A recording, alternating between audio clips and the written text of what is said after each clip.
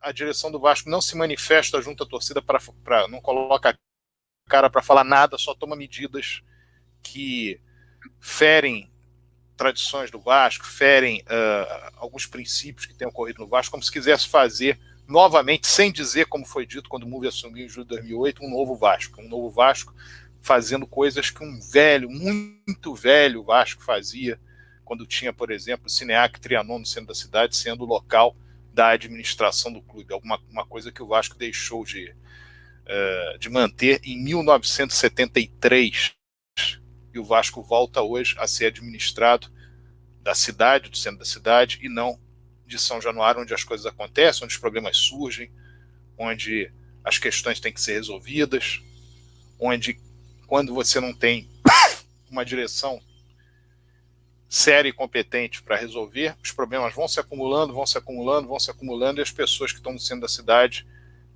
cada dia sabem menos do que ocorre dentro do Vasco, e a cada dia o acúmulo aumenta. Além disso, a sede do calabouço está desativada a partir dessa decisão que foi tomada, que está no site oficial, e a sede do calabouço desativada é mais um prejuízo para o sócio do Vasco. Há uma notícia que eu recebi que o basquete do Vasco também, inclusive divisão de base, vai deixar de existir, ou seja, o Vasco chutando tudo aquilo que por anos manteve, tudo aquilo que por anos entendeu que era importante no sentido de trazer crianças para dentro do Vasco, jovens para dentro do Vasco. O caminho é exatamente o contrário. Está se fazendo um caminho buscando uma questão de economia, quando na verdade o maior prejuízo foi causado por eles mesmos. Perderam 60 milhões de reais, no mínimo, caindo o Vasco para a segunda divisão. Disseram eles que havia 100, 120 milhões, 20 milhões, 60 milhões por chegar. Na campanha, foi dito para quem perguntou sobre o basquete vai melhorar muito na nossa gestão, e está acabando inclusive a base. Foi dito que o dinheiro viria, que o dinheiro estaria pronto para chegar, e não estava. Estelionato eleitoral, claro. Permanece o Conselho Deliberativo absolutamente sem nenhum tipo de atitude com relação a tudo isso que foi feito. Nada foi dito. Estão tomando decisões do Conselho Deliberativo, nada fala. A única coisa que o Conselho Deliberativo se presta a fazer nesse momento é perseguição política e objetivos da própria gestão. O Conselho Deliberativo está absolutamente ajustado a quaisquer coisas que a gestão do Vasco queira fazer, independentemente se vai ferir A, B ou C. E o papel do Conselho de Benemédio nesse momento também é um papel aquém daquele papel que o Conselho de Benemédio deve exercer. Nós estamos falando aí de mais de quase 200 funcionários do Vasco, nós estamos falando de uma sede desativada do clube, a sede do calabouço. Nós estamos falando da mudança administrativa do Vasco para o centro da cidade, deixando São Januário com muito pouca gente. Nós estamos falando de uma troca de funcionários da base, que teve, segundo dito pela maioria, uma das poucas coisas que funcionou, pelo menos em parte, na gestão da Alexandre Campelo, pelo menos no que diz respeito a resultado. Garotos muito novos, nós vamos saber daqui a 5, 6, 7, 8 anos. Mas da base que já estava lá, que já havia sido deixada lá, obteve-se resultados, bons resultados, principalmente nesse último ano. E nada foi feito. Em relação a atletas, nós temos uma contratação de Série B. O Vasco está sendo trazido como clube de Série B para contratações. O Vasco não busca jogadores no mercado até o presente momento de Série A, se desfaz dos jogadores que atuaram por vezes na Série A e que tiveram. O Vasco parece que não está mais interessado em manter qualquer tipo de discussão em relação à questão da partida anulada contra o Internacional. Porque se anular essa partida contra o Internacional, o que vai acontecer? É o que eu pergunto. Então, a queda para a segunda divisão foi benéfica para a administração do Vasco no que tange a seus objetivos firmados, que não eram de trazer para o clube a verba que prometiam trazer, não era fortalecer o basquete, não era fortalecer outros esportes, não era trazer dentro do Vasco uma ideia de que mais dinheiro novo viria. Pelo contrário, a ideia era de afastar o Vasco das suas tradições, afastar o Vasco, os sócios do Vasco das sedes, afastar o corpo funcional do Vasco, principalmente a parte administrativa de São Januário, afastar o Vasco da primeira divisão, afastar jogadores do Vasco, que seriam jogadores que atuariam em nível de Série A, tirá-los do clube para trazer jogadores de Série B, expor do jeito que expuseram a base do Vasco para essas 2 partidas iniciais do Campeonato Carioca, desvalorizar o Campeonato Carioca como o Muvi sempre fez. Não é à toa que disputou 9, perdeu os 9, que sempre fez da mesma maneira e está fazendo da mesma maneira novamente, num ano em que o Vasco, se não reverter a situação com o Internacional, da anulação da partida, estará na Série B. Qual é o campeonato que o Vasco vai fazer orgulhar os seus torcedores, vai fazer com que as suas crianças vibrem? É a Série B? É a própria Série B? O Vasco vai disputar o Campeonato Carioca por disputar? Dá mais um título para algum dos seus 3 rivais de bandeja, como foi dado ano passado? É uma situação, hoje, infelizmente, 2 anos do falecimento daquele que foi o maior dirigente da história do Vasco, uma situação absolutamente lamentável e bizarra. Imaginem nesse último triênio, 2015 a 2017, com o que o Vasco ganhou, o que o Vasco manteve, com a dívida que diminuiu, as cobranças que haviam sobre aquela administração, sobre aquela direção, botando o Flamengo de freguês, Fluminense de freguês, Botafogo de freguês, ganhando mais taça, ganhando mais título, remodelando ginásio, remodelando parque aquático, construindo CAPs, campo anexo, lugar de acolhimento para a categoria de base, fazendo crescer a base, sendo campeão na base. Como eu falei, diminuindo a dívida do clube, a dívida global do clube, mantendo certidões positivas com efeitos negativos por 2 anos e 9 meses, 2 anos e 9 meses, salários em dia por cerca de 2 anos e 9 meses, pagando salários anteriores, pagando direitos de imagem que não estavam sendo pagos, tirando dentro de São Januário 30 toneladas de lixo a céu aberto,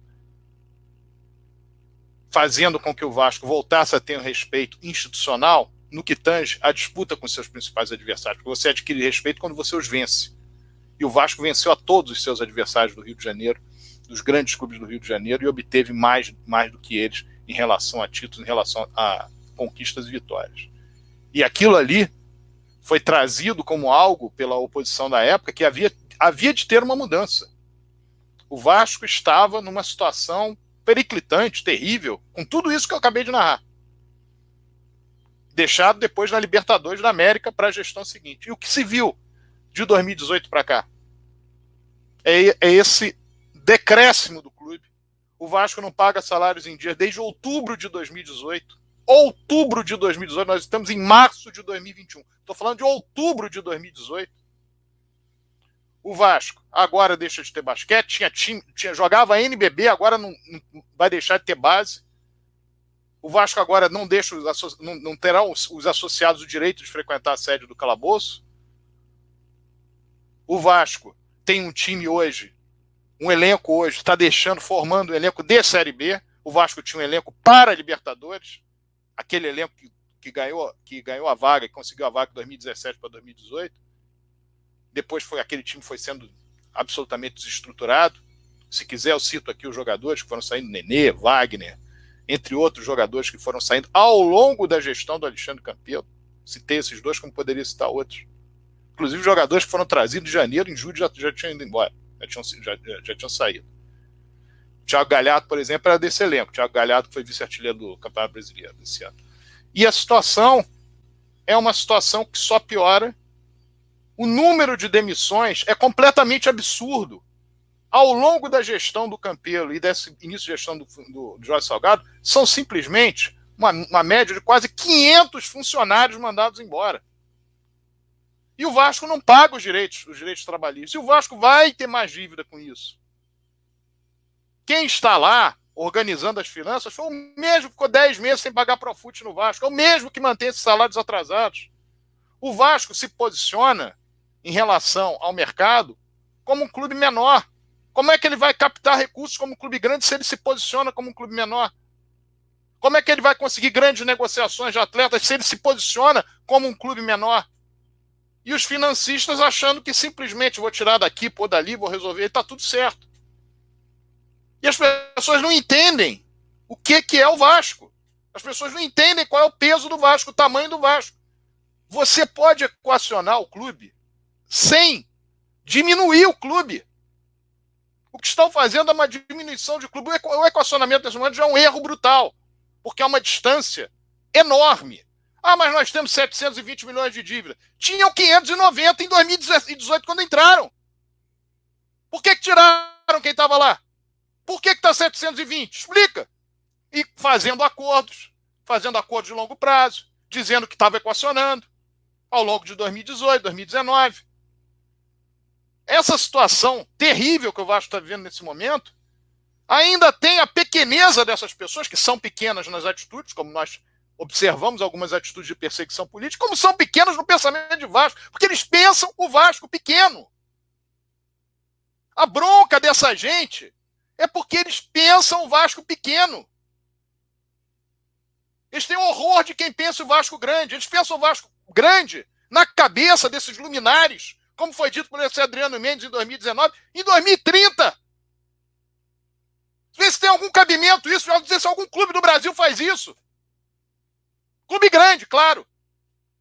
Então essa turma está aí indevidamente no poder, indevidamente, fora do estatuto, indevidamente, procrastinando ações na justiça para que não tenha resolução, para que não suba para Brasília. Estão fazendo de tudo para ver se as coisas não andam.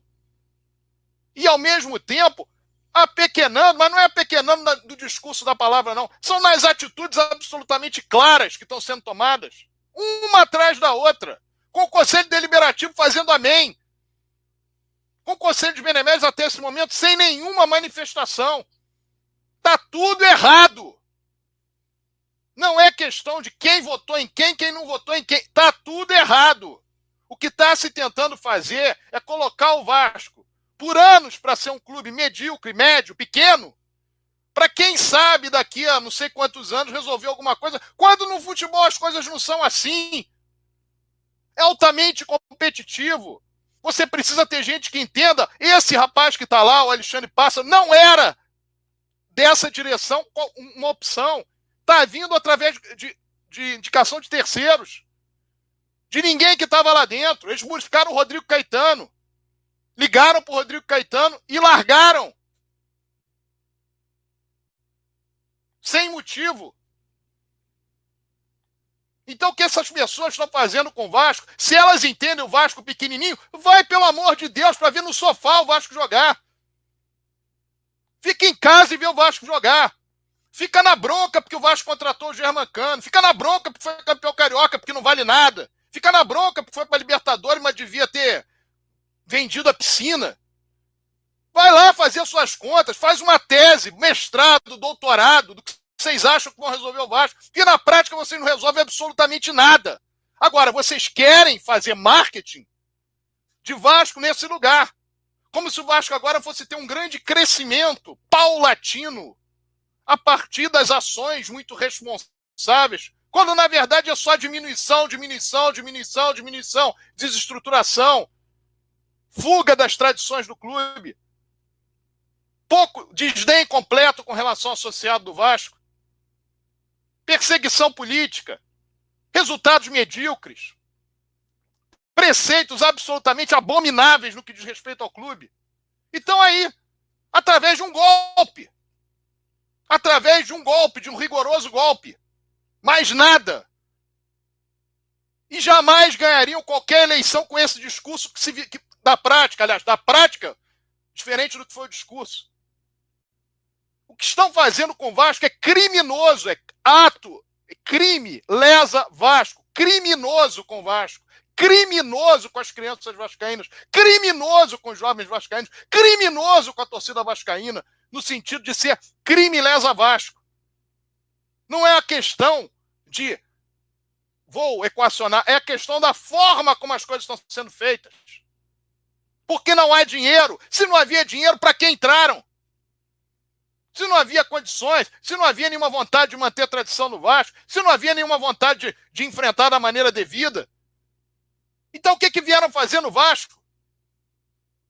Continuar o belíssimo trabalho, entre aspas, feitos entre 2008 e 2014, entre julho de 2008 a dezembro de 2014, esse brilhante trabalho de botar o Vasco 2 vezes rebaixado para a segunda divisão, de colocar o Vasco rebaixado nas cotas de TV, de colocar o Vasco sendo esteio do Flamengo em determinadas situações, de colocar o Vasco no lugar que colocou em termos de base, colocar o Vasco no lugar que colocou em termos de time. E agora busca uma outra forma de fazer as coisas, mas dentro do mesmo âmbito, dentro da mesma visão pequena que tem de Vasco. Que o grande problema é a visão pequena que tem em termos de Vasco. Pergunta se fariam isso e coisas que lhes são caras. Porque o Vasco, se o Vasco não obtiver o resultado A, B, C, não podemos dizer que a culpa é do fulano, que a culpa é do Beltrano, que isso não tem nada a ver com a gente.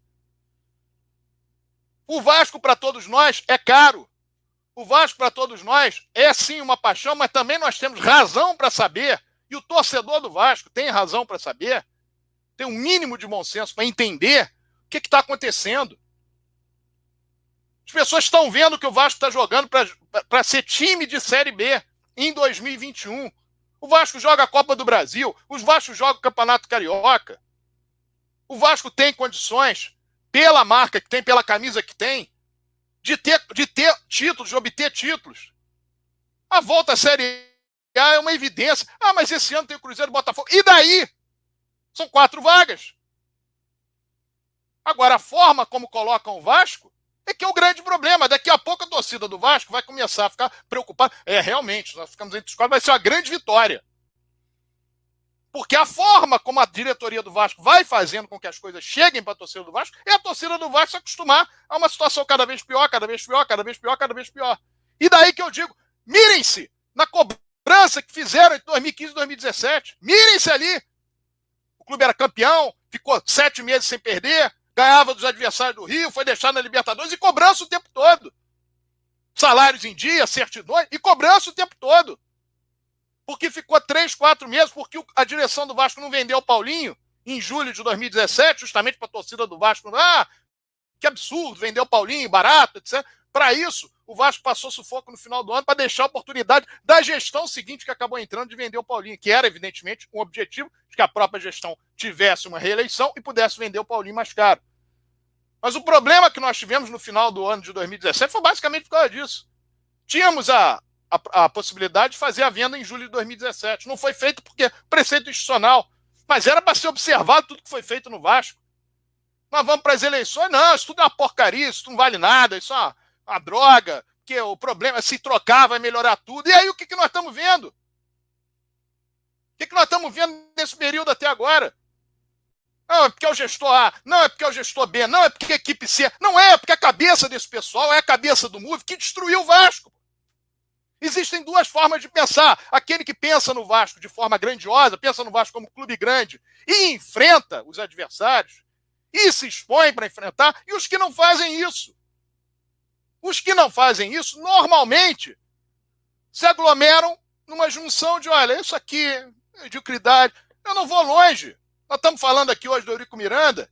Em 1985, para a turma mais nova, em 1985, entre dezembro de 85 e janeiro de 86, houve uma reunião em que foi dito para o Eurico Miranda, eu estou falando de 85 a 86, eu estou falando de 5 títulos em 25 anos. 5 títulos em 25 anos.